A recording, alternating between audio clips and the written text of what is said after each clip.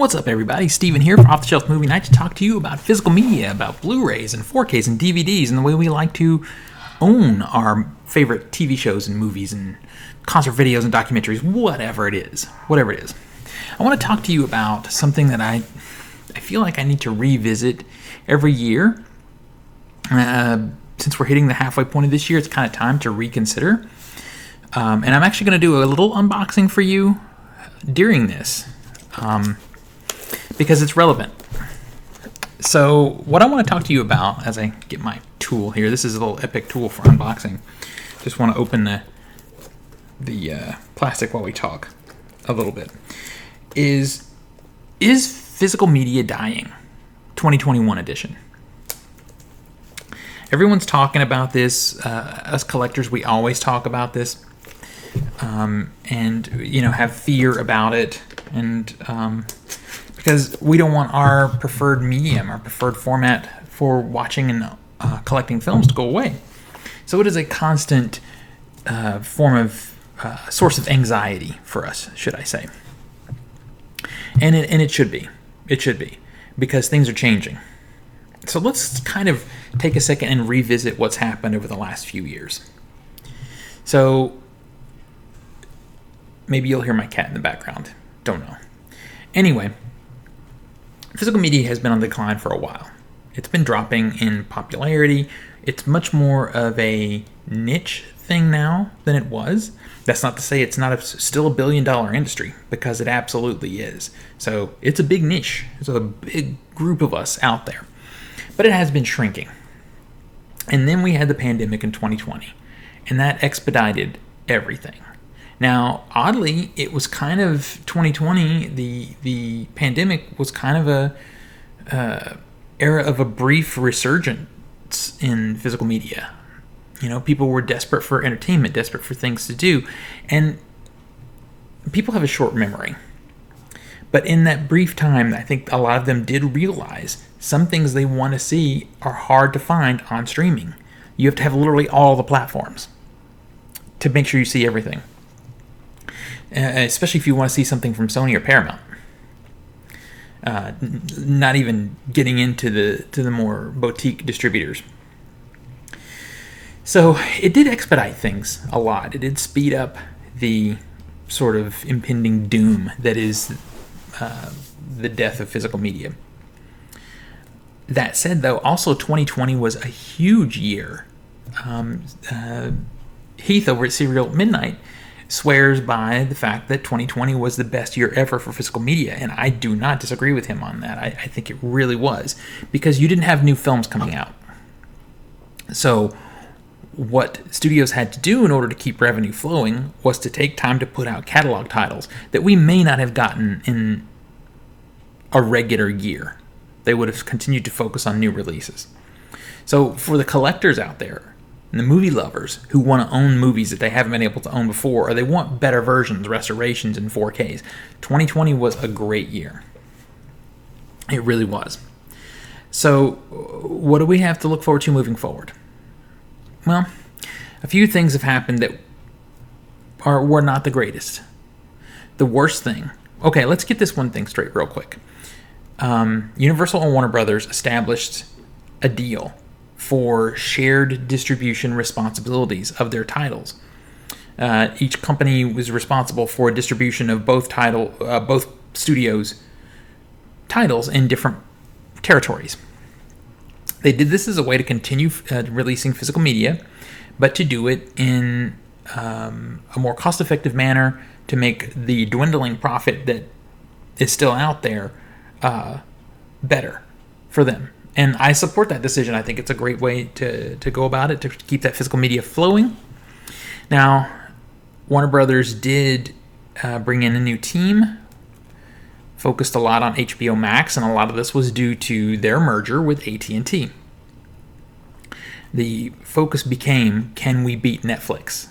We want to beat Netflix. This is what HBO Max's focus was, AT&T's focus. And to do that, they kind of were destructive on two fronts. They were destructive to their theatrical distribution wing and also destructive to their physical media distribution wing of their company.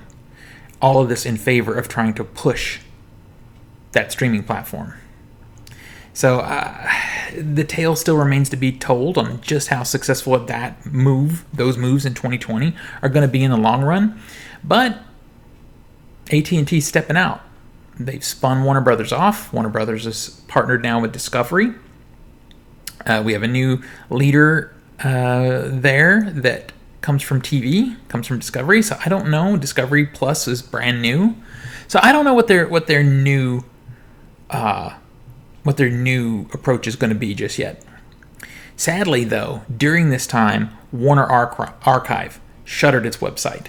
This was devastating to a lot of us. Warner Archive is one of those studios that was not my favorite due to quality of releases.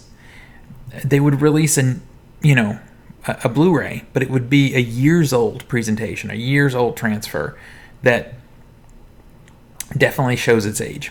Well, I bought a lot from them because at least we have the movie. That's the way I always looked at it. At least we have it. Well, they're gone now. You can still buy Warner Archive titles through Amazon, through their Amazon store. But I don't know how long that's going to last. So, the next big thing that most recently happened that is very concerning is that Amazon has bought Emgm. Emgm has a ton of great titles. A lot of things that have yet to make the move to physical media or have yet to make the upgrade to Blu-ray or 4K. They have a very deep title selection, the catalog, library, if you will. Well, Amazon continues to push their streaming service also, and they're trying to stay competitive.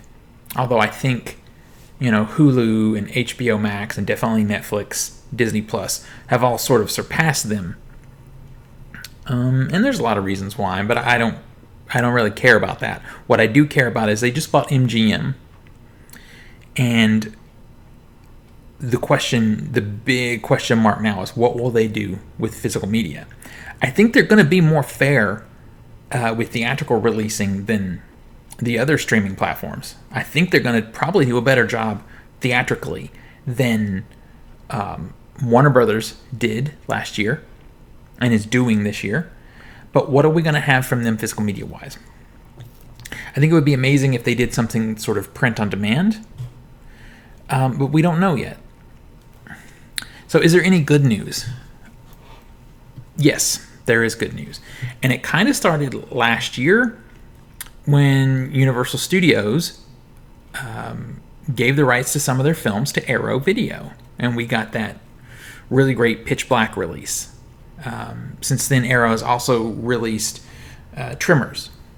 So I'm hoping that this is the trend moving forward.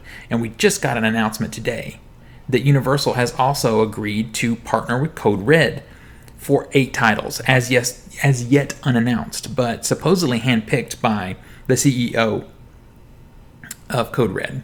Now, my feelings about Code Red are mixed, and I just showed you guys some Code Red releases, and I think they're okay. They're not to the level of something like Indicator or Arrow or Criterion, that's for sure. But they're okay. So what my hope is that we will see more of this trend continuing. The profit margin isn't enough for a company like Universal or Paramount to continue to dip deep into physical media. But $1 billion industry is great for boutique releases, boutique studios. So my hope is that we will see more licensed films to independent distributors, like a Vinegar Syndrome, for example. That is where I hope and pray that the future of physical media is. It's going away. It's going to die. But the potential for continued releases is there on the level that we need it to be. There's thousands and thousands of titles out there. Even those of you guys out there that have 4,000 and 5,000 and 6,000 films in your collection, there's still a lot you don't own. So there's enough to sustain us until this works out. The other side of the token is studios are seeing a successful trend in specialty releases. And those specialty releases are coming down. And by specialty releases, I mean steelbooks. we're still getting a lot of titles this year, catalog titles, on Steelbook. And I'm going to show you two that I just picked up. The first one is Backdraft. This is the 30th anniversary edition of Backdraft. Backdraft is a drama about firefighters. Robert De Niro film. Let me just unpackage it for you. If you haven't seen it, you really should see it. It's really good. Kurt Russell. This is a brand new 4K release. Here's the back so you can see that right up.